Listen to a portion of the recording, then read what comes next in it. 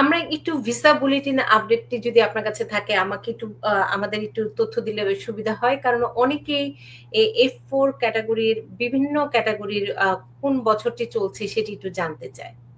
কিসের ক্যাটাগরি এগুলো তো সবসময় দেখলেই পাওয়া যায়। কোন ইয়ার চলছে শুধু সেটি যদি আপনি একটু visa bulletin update current year এর যদি তথ্যটি থাকে সেটি যদি দেন তাহলে দর্শকরা হয়তো কোন ইয়ারে আবেদন করেছেন সেটিতে তারা ক্যালকুলেশন করে বের করে ফেলতে পারবে। একটা F2A দেখা যাচ্ছে সেটা হলো কারেন্ট আছে বিষয়। এটা তো খুব মানে খুব ভালো জিনিস।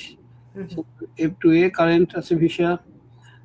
F1 যেটা আপনার যেটা হলো F1 মানে হলো যে unmarried sons and daughters of US citizen তাদের জন্য এটা আছে ফেব্রুয়ারি 18। F2A যেটা সেটা হলো spouse and children of permanent resident যারা কিনা 21 বছরের নিচে তাদের হলো এটা আছে জানুয়ারি 25 ভেরি গুড। আলটিমেটলি এটা কারেন্টলি বলা যেতে পারে, কারেন্ট আছে। তারপরে F2B আছে জুন 18। তার মানে যারা আছে F3 ক্যাটাগরি আছে ডিসেম্বর 12, এটাই সবচেয়ে বোধহয় পিছনে।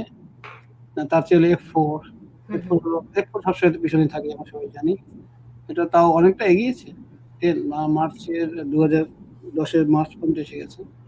সুতরাং দ্যাটস গুড।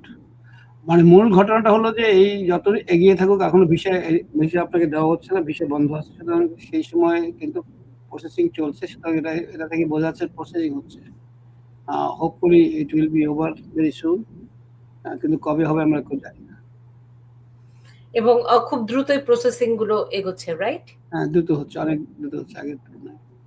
এর কারণ অনেকটাই হতে পারে যে অনেক অ্যাপ্লিকেশন কম হচ্ছে, সেটাও হতে পারে। অ্যাপ্লিকেশন কেন কম হচ্ছে? কি মানে আমি ধারণা হতে পারে? বর্তমান অবস্থার প্রেক্ষিতে অনেকেই হয়তো অ্যাপ্লিকেশন করছেন না। এটা আচ্ছা, আচ্ছা। কারণ হতে পারে। মানে প্রসেসিং তো ভিসা তো দেওয়া হচ্ছে না। কাজে প্রসেসিং এত ফাস্ট হওয়ার পিছনে কারণ হতে পারে ওটা। এটা একটা আমার অনুমান। I do not have any information. But you know. আমাদের আরেকটি প্রশ্ন নিয়ে অনুষ্ঠান একটু শেষ করতে হবে। অ্যাটর্নি অশোক কে কর্মকার একজন প্রশ্ন করেছেন। তিনি মা তার ছেলের হয়ে প্রশ্নটি করেছেন। তার ছেলে কম্পিউটার সায়েন্সে আমেরিকায় পিএইচডি করেছে। রেজাল্টও অনেক ভালো। এখন ছেলেটি হচ্ছে গ্রিন কার্ডের জন্য আবেদন করেছে। তার প্রশ্নটি হচ্ছে গ্রিন কার্ডের সাথে তার যে ওয়াইফ এবং বাচ্চা সেও কি গ্রিন কার্ড পাবে কিনা? Student visa. গ্রিন কার্ডের জন্য যদি এপ্লাই করার সময় আপনি ম্যারিড হন এবং চিলড্রেন থাকে, ইয়েস, তারা সবাই পাবে। একসাথে সবাই পাবে। হুম। আজকের মতো উপসংহারে কোন তথ্যটি দিবেন?